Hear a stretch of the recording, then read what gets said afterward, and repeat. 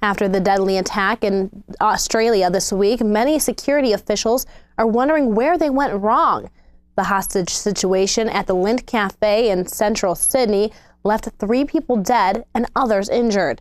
Despite the many warnings that could have prevented the hostage situation, gunman Manharan Moni was not under any surveillance. The self-proclaimed Muslim cleric had a large history of violence and Islamic militant ties. According to a spokesman for the Australian Lawyers Alliance, the criminal justice system is underfunded by the government and there is not enough court judges or legal aid. Prime Minister Tony Abbott is looking into the bail system for answers. Abbott is looking to find answers on why Moni was out on bail with such a violent criminal background. In Yemen, a horrific scene after an accidental misplacement of a car bomb kills 20 children and 11 adults. The car bombs were allegedly placed by al-Qaeda fighters to kill Houthi militants. One bomb failed to hit its target and instead struck a school bus carrying children all under the age of 12. The other managed to reach its target, killing 11 Houthi followers. Almost on a daily basis, al-Qaeda has been carrying out acts of violence towards Houthi militants. These attacks have increased significantly since the district of Rada in Yemen was overthrown by the Houthis. The area previously was held by al-Qaeda. The Russian ruble is struggling to stay strong after record lows this week, falling over 50% this year and 20% in just this past week. The ruble finally gained a mere 17% in the last 24 hours. Harsh economic sanctions and a drop in oil pricing has taken a big toll on the ruble.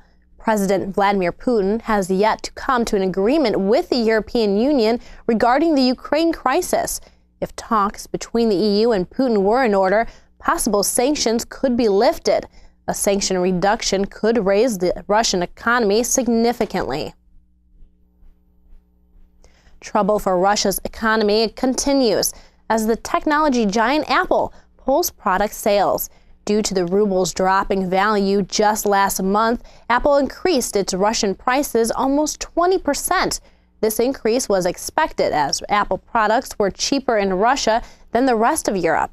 This week's 20% ruble decrease has given Apple a reason to completely pull all product sales from Russia. The beginning of a 3-day mourning period is underway in Pakistan after 145 people were murdered this week. Taliban militants stormed a Pakistani Army high school after distracting security personnel with an explosion. Gunmen went from room to room, killing children as young as 10. The Taliban group says the reason for the attack was to avenge the deaths of children attacked by Pakistani soldiers.